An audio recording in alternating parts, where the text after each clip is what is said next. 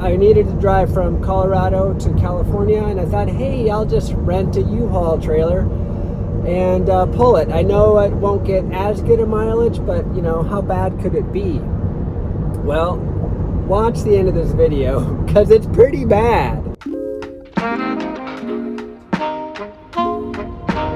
So I'm driving a 2022 Model Y Performance, and during the winter I often pull a couple snowmobiles, plenty of power, no problem pulling a trailer. But, and I thought, oh, I could rent a U-Haul and travel from Colorado to California, and it shouldn't, you know, minor inconveniences of charging.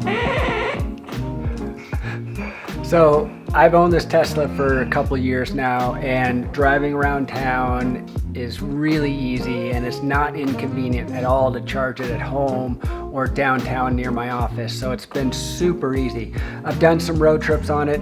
It's a little more inconvenient because you're having to wait to charge it. So it adds a little bit of time. And I thought, well, you know, I need to drive some stuff to California.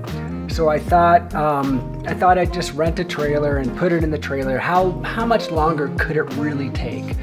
Now, I don't claim to be a Tesla expert by any stretch, and that we're not going to get too technical here. We're just going to talk kind of just one guy's experience, how long it took, how efficient it was or inefficient, and kind of the hassles. So if you look on Google Maps, you Google it from Steamboat Springs, Colorado to Palm Springs, it's supposed to take 14 hours and 13 minutes. So the Tesla says it should take about 18 hours with about 7 stops between Steamboat Springs, Colorado and Palm Springs, California. So obviously Google Maps, the 14 hours and 13 minutes is with a gas-powered car. You're gonna stop 2 or 3 times to fill up fuel, so that's, you know, 5, 10, 15 minutes. When I calculated the time in the Tesla, it came back with about 18 hours. So that's about 3 hours and 45 minutes of added time because you're charging. 7 charge stops along the way, average charge time about 15 minutes to 45 minutes per time. So the difference between a gas-powered car and a Tesla, driving roughly about 1,000 miles, is about 3 hours and 45 minutes. But I had no idea the level of drag and the differences in performance.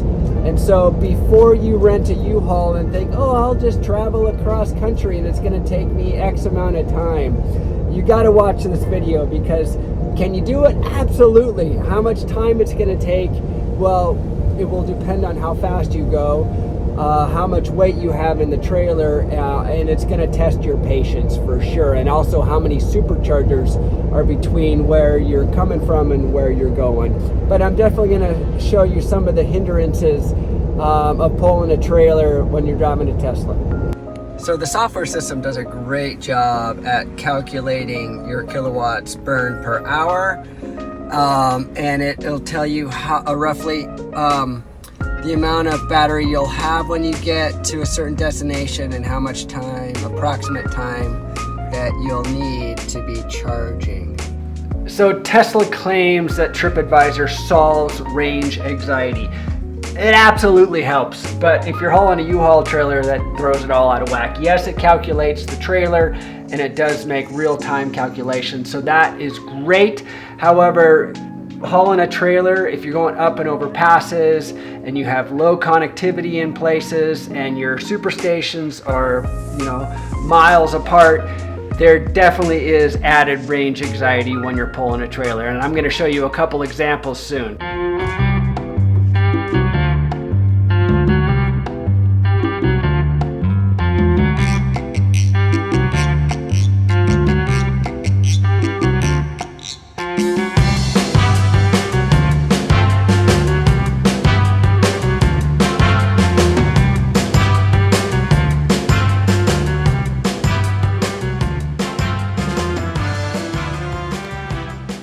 So if you're going to be hauling a U-Haul trailer, it's obviously inconvenient to charge. You can't really back it in. There are a few places where you could pull in if they're available, but a lot of times I'd find that people are already charging there. So I don't know how many times I had to charge between Colorado and California. Probably a third of the times I had to disconnect the trailer, so I had another 5 minutes for disconnecting and connecting the trailer, and you got to be pretty good at it. So a little bit more inconvenient, especially if you're in busy charging areas. You got to find somewhere to put the trailer. Also, you might need to bring a lock to lock the trailer so nobody steals the trailer while you're charging. Just another thing to think about. So not only will it take you more time, but a couple times yesterday I was in the middle of nowhere. Connectivity was really low, if non-existent, and the screen navigation was kind of disabled because I didn't have connectivity. Anyways, when it popped back on, it actually rerouted me back to where I was just charging because it felt like I didn't have enough juice to get to the next supercharger. So when you're in remote places and you don't have a lot of superchargers around, it can do that. So twice it did that. One time I just kept going.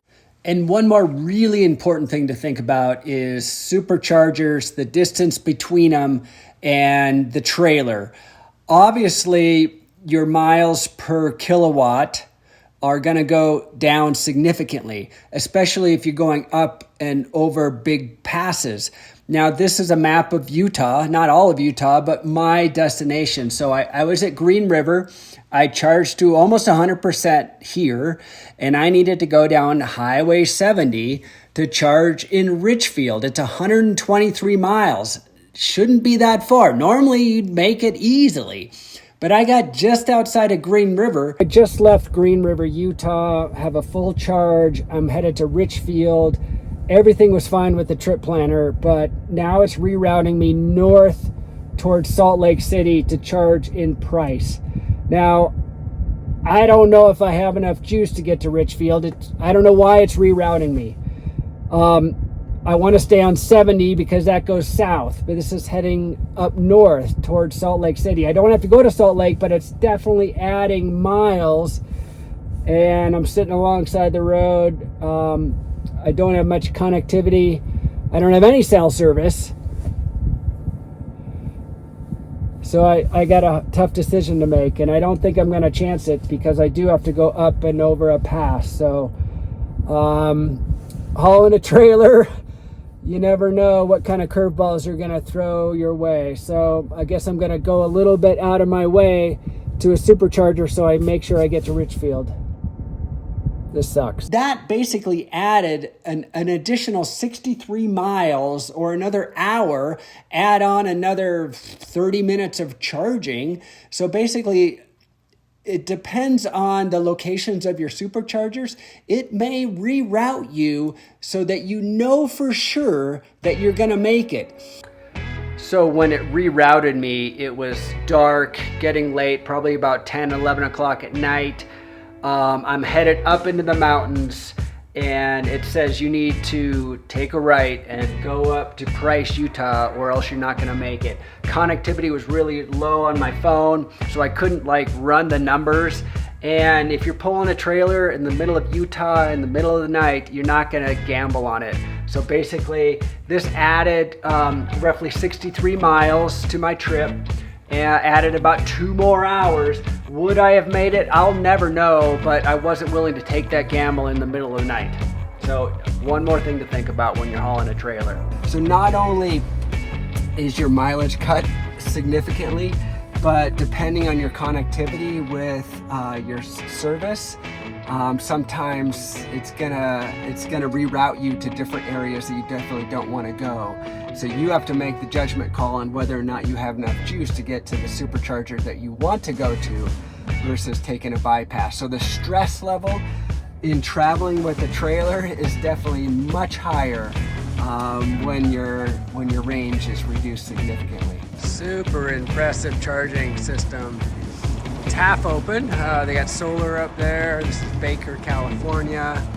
Lots of Teslas, lots of charging area, and I could pull in, be in the shade, and charge. That's solid. There's actually more Teslas than people getting gas around here. So I'm just now completing my Tesla trip with the U-Haul, 5x8 U-Haul. want to take a look at how many miles I drove. So I drove 1,090 miles. Keep in mind that this has about 63-70 miles added to it because it diverted me up to a supercharger. Total energy was 605 kilowatts an hour. Average energy was 550 watts per mile, so quite a bit higher, as you'll see on my return trip, which I compare next. So return trip was 975 miles, so quite a few less miles out of the way. 331 kilowatts of energy use and average at 339 kilowatts. So thanks for watching this video. I did another video about how to set your Tesla Y model up for driving in the snow. Link is below. Total travel time in a gas car from Steamboat Springs to Palm Springs, 14 hours and 13 minutes. In a normal Tesla Model Y, about 18 hours. In a Tesla Model Y pulling a U-Haul trailer, about 24 hours and 30 minutes. So roughly about 6.5 hours added to a normal 18-hour trip makes driving a U-Haul trailer almost not worth it. Would I do it again? I would not. So this is the last charging I'm gonna do before I get to my destination. It was definitely a difficult trip, but just the inefficiency of the mileage that you get is just really hampering. You have to do a lot of stops, a lot of waiting. You add probably a third more time to your trip. So if you have a 10-hour trip, plan on 13, 14 hours. If you have a 20-hour trip, boy, plan on 7, 8, 9 more hours adding on to that. So it definitely adds to the time, the stress level. Can it do it? Yes. Is it easy? No. Thanks again for tuning in. Hope you learned a lot. Give me a thumbs up. Subscribe if you want to see more Tesla videos. Thanks again.